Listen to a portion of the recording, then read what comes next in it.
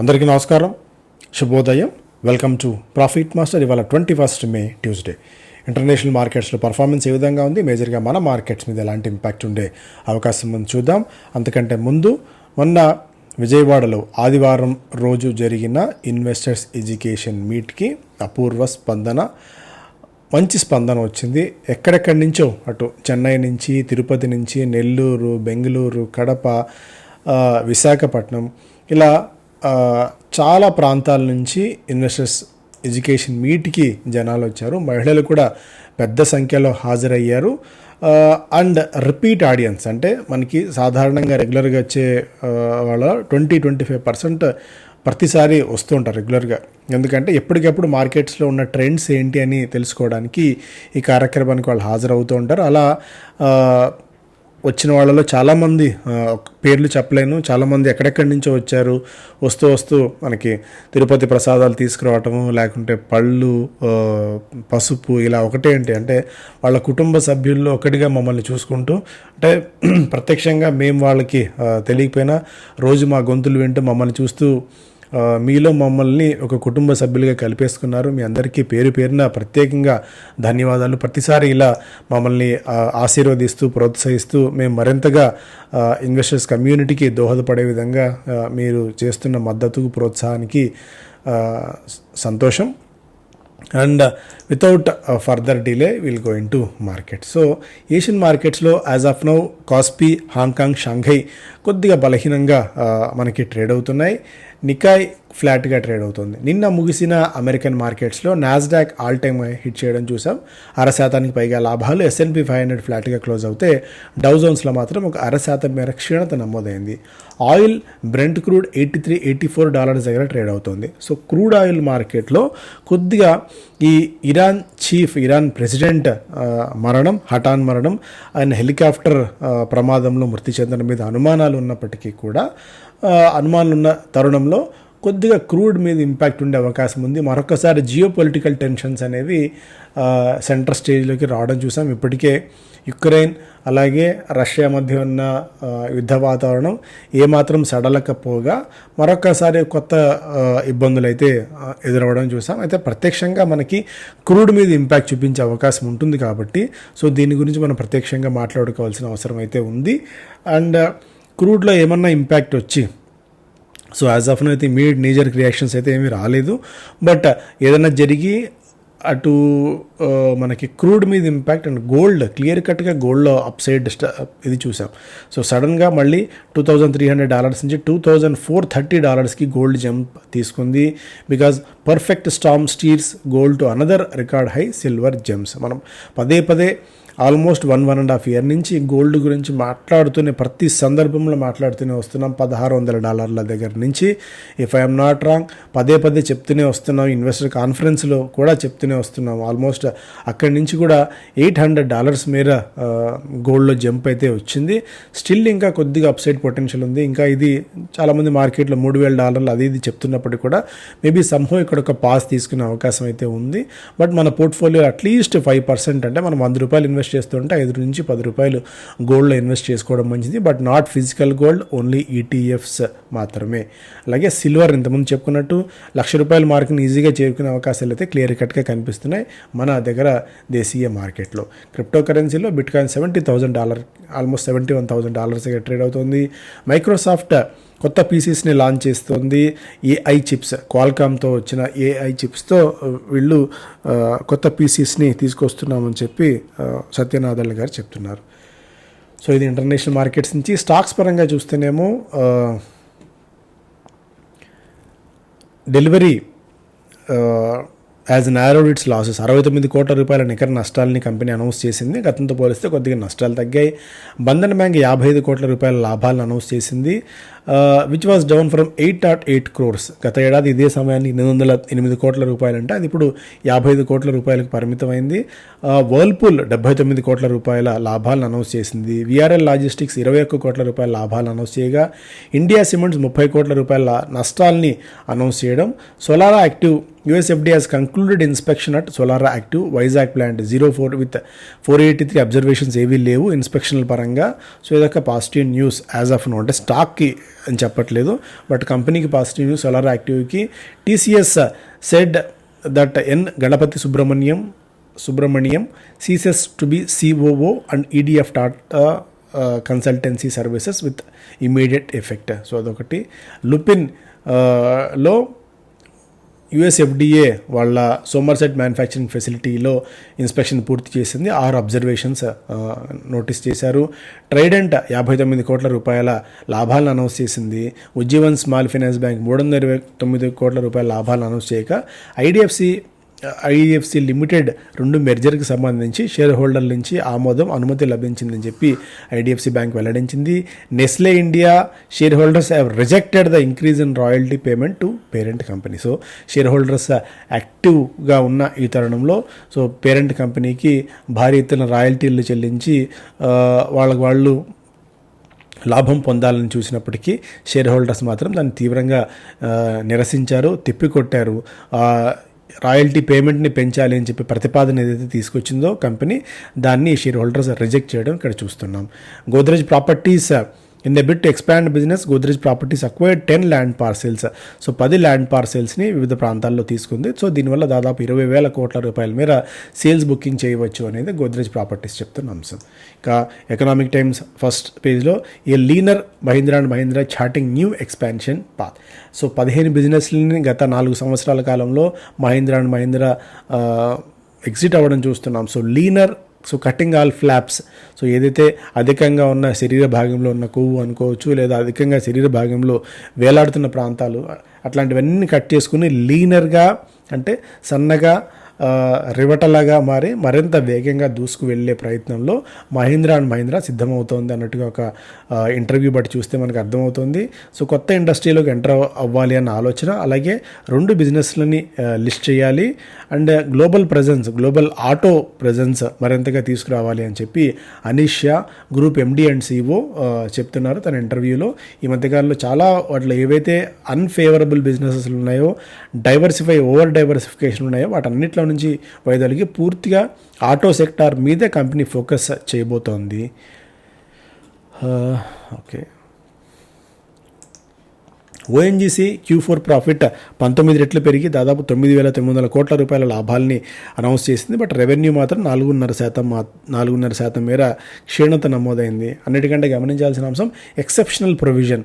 So గతంలో ఉన్న ఒక ఇది ఎక్సెప్షనల్ ప్రొవిజన్ ఇప్పుడు కలిసి రావడం వల్ల 9,235 కోట్ల రూపాయల ఎక్సెప్షనల్ ప్రొవిజన్ రావడం వల్ల ఈ ఇంపాక్ట్ అయితే మనం చూస్తున్నాము. సో రెవెన్యూలో మాత్రం క్షీణత నమోదైంది. And oil drops as fed dampens mood on rate cuts. So ఇంతకుముందు మనం మాట్లాడుకున్నాం. సో యూఎస్లో వడ్డీ రేట్లు తగ్గే అవకాశాలు దాదాపుగా లేదు ఇమీడియట్గా అన్నట్టుగా, అంటే ఇన్ఫ్లేషన్ కట్టడి అవ్వట్లేదు కాబట్టి ఇమీడియట్గా వడ్డీ రేట్లు తగ్గబోవన్న ఒక సంకేతాలు ఒకటైతే, ఇటు మనకి ఇరాన్ చీఫ్ చనిపోవడం ప్రమాదంలో అది కూడా కొద్దిగా క్రూడ్ మీద ఇంపాక్ట్ చూపించవచ్చు అనేది ఒక సంకేతం. ఎర్నింగ్స్ సర్ప్రైజ్ ఆఫర్స్ ఆపర్చునిటీస్, ఇది ఇక్కడ మాట్లాడుకోవాల్సిన అంశం కొద్దిగా పరిశీలనగా. అంటే ఈ మధ్యకాలం రిజల్ట్స్ అనౌన్స్ చేసిన కంపెనీస్లో డీసెంట్ రిజల్ట్స్ని అనౌన్స్ చేసి మంచి ఎర్నింగ్స్ చేసిన కంపెనీల జాబితా ఇది. సో క్లియర్ కట్గా అన్ని కంపెనీస్ని తీసుకొని అందులో నుంచి జల్లెడ పట్టి ఇచ్చిన కంపెనీస్ ఎకనామిక్ టైమ్స్లో ఉన్నాయి. సో సొనాటా ఈపీఎస్ సర్ప్రైజ్, అంటే ఈపీఎస్ గతంతో పోలిస్తే ఈపీఎస్ పెరగటాన్ని ఇక్కడ ప్రధానంగా తీసుకున్నారు. ఎందుకంటే ఈపీఎస్ పెరిగితేనే స్టాక్ మీద ఇంపాక్ట్ ఉంటుంది. సొనాటా సాఫ్ట్కి 720 target price, MedPlus 920 target price ఇక్కడి నుంచి, అంటే అక్కడి నుంచి కూడా 32% మేర వృద్ధి నమోదు చేసే అవకాశం ఉంది అని చెప్పి. అలా ఈ 3 నెలల కాలంలో నష్టపోయి, అంటే ఈ 3 నెలల కల్లా పెద్దగా పెరగకుండా, లైక్ సైంట్ ఒకటి, రామ్కో సిమెంట్స్ బాగా పెరగకుండా, సో ఇంకా అప్సైడ్ పొటెన్షియల్ బాగా ఎక్కువగా ఉన్న కంపెనీస్ని సెలెక్ట్ చేసుకొని వాటిలో మేము ఇన్వెస్ట్మెంట్ డిసిషన్స్ తీసుకునే ప్రయత్నం చేయండి. సో ఈసారి మంచి రిజల్ట్స్ అనౌన్స్ చేసిన జాబితా ఇది. ఈవెన్ మెడ్ప్లస్ గతంలో నుంచి నేను కొద్దిగా పాజిటివ్గానే అయితే ఉన్నాను. సో సీయింగ్ ఈజ్ బిలీవింగ్ అన్నట్టు, అంటే మా పేరెంట్స్కి అవసరమైనప్పుడు ఆ మెడ్ప్లస్ డయాగ్నాస్టిక్స్కి ఒక 4-5 సార్లు ఈ మధ్యకాలంలో వెళ్ళడం జరిగింది.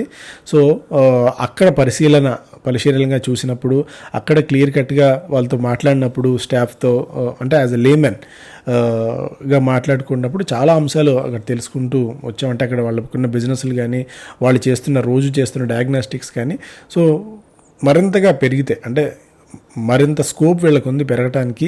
సో అలా పెంచుకున్నప్పుడు మాత్రం మిడిల్ ప్లేస్ మరింతగా పెరిగే అవకాశం, but as of now decent గ్రోత్ని కనబరిచే అవకాశం. ఈవెన్ కరూర్ వైశ్య బ్యాంక్ ఒకటి, పూనా వాళ్ళ ఫిన్కార్ప్ కూడా పాజిటివ్గా ఉంది, and life insurance corporation, Praj industries ఇవన్నీ కూడా డీసెంట్ గ్రోత్ని కనబరిచే అవకాశం ఉంది.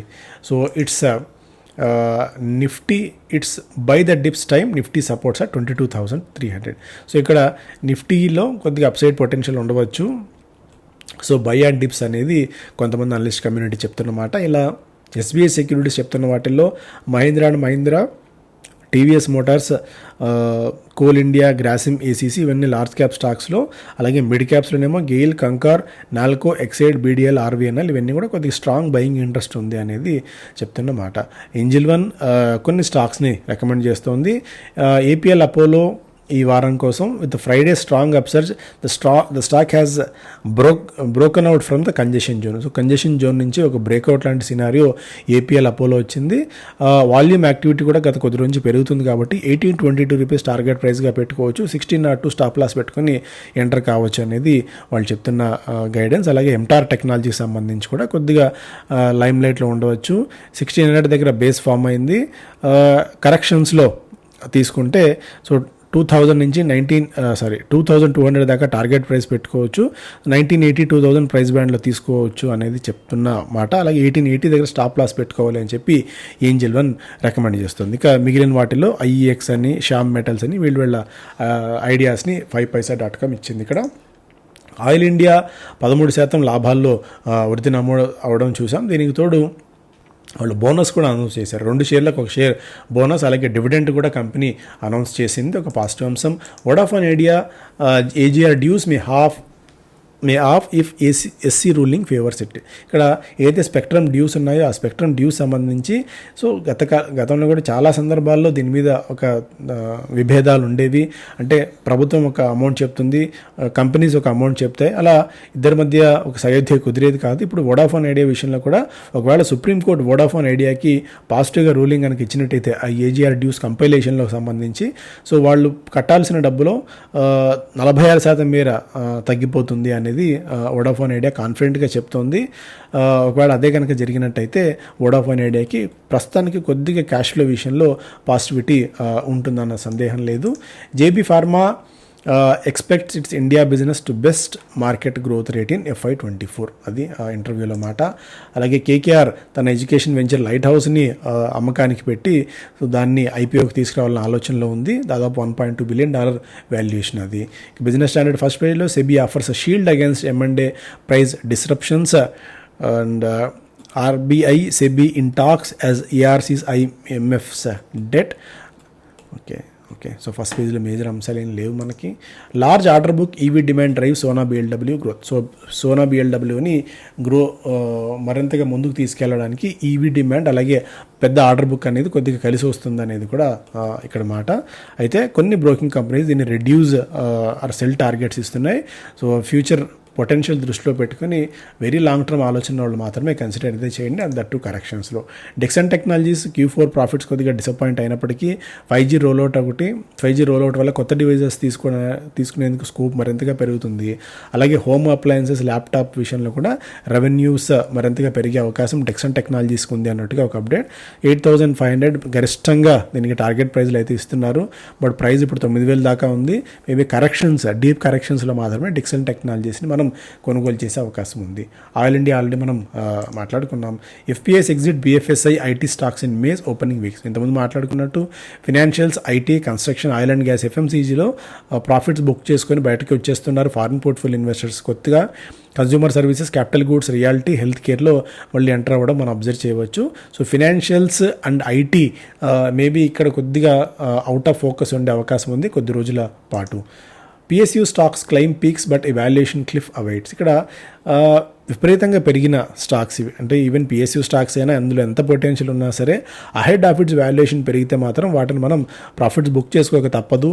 హిందుస్థాన్ ఏరోనాటిక్స్ స్టాక్ ఇప్పటికే అనూహ్యంగా దాదాపు 200% పైగా పెరిగింది. ఏడాది కాలంలో 13 మంది అనలిస్టులు బై రేటింగ్ ఇస్తుంటే ఒక్కరు సెల్ రేటింగ్ ఈ స్టాక్ ఇస్తున్నారు. బట్ ఏదైనా సరే లోయర్ లెవెల్లో కనుక ఎంటర్ అయ్యి ఉంటే మాత్రం కొద్దిగా మనకి ఈ స్టాక్లో ప్రాఫిట్స్ బుక్ చేసుకోవాల్సిన అవసరం అప్పుడప్పుడు పిఎస్యూ స్టాక్స్లకు అయితే ఖచ్చితంగా ఉంటుంది.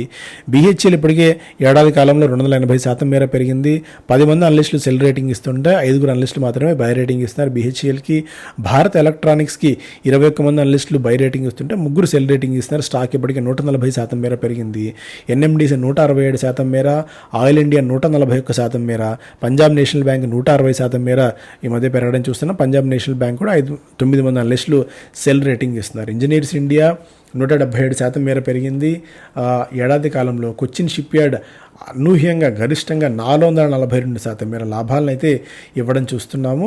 సో ఇలాంటి వాటిల్లో అంటే మీరు గతంలో తీసుకున్న మంచి ప్రాఫిట్స్లో ఉంటే ఆర్ఈసీ 320%, నాల్కో 146%, ఎన్ఎండిసి 167%, బిఈఎల్ 140%, ఇలా 150 నుంచి 400% వరకు లాభాలు ఇచ్చిన కంపెనీస్ ఉన్నాయి పిఎస్సిస్లో. వాటిలో మెల్లగా కొద్దిగా ప్రాఫిట్స్ బుక్ చేసుకోవడాన్ని ఏమాత్రం మనం సందేహం పడాల్సిన అవసరం లేకుండా ప్రాఫిట్స్ బుక్ చేసుకోవచ్చు. మళ్ళీ అవసరం ఉన్నప్పుడు కరెక్షన్స్లో మాత్రం తీసుకునే అవకాశం అయితే ఉంటుంది. Defence firms March ahead on localisation seat with IPR push. ఇక్కడ ఇంటలెక్చువల్ ప్రాపర్టీ రైట్స్లో భాగంగా కొన్ని ఈ మధ్యకాలంలో మంచి ఐపీఆర్స్ కోసం అప్లికేషన్స్ జరుగుతున్నాయి. సో అందువల్ల వీటికి పొటెన్షియల్ అయితే ఉంటుంది. ఇంతకుముందు కూడా మనం చెప్పుకున్నట్టు హిందుస్థాన్ ఏరోనాటిక్స్ కానీ, భారత్ ఎలక్ట్రానిక్స్ కానీ ఇవన్నీ అహెడ్ ఆఫ్ వాల్యుయేషన్స్ పెరిగాయి. సో ఫ్యూచర్ పొటెన్షియల్ ఉంది, గ్రోత్ ఉంటుంది, కానీ బట్ ఇప్పుడు అంతంత రేట్ పెట్టి కొనాల్సిన అవసరం అయితే లేదు.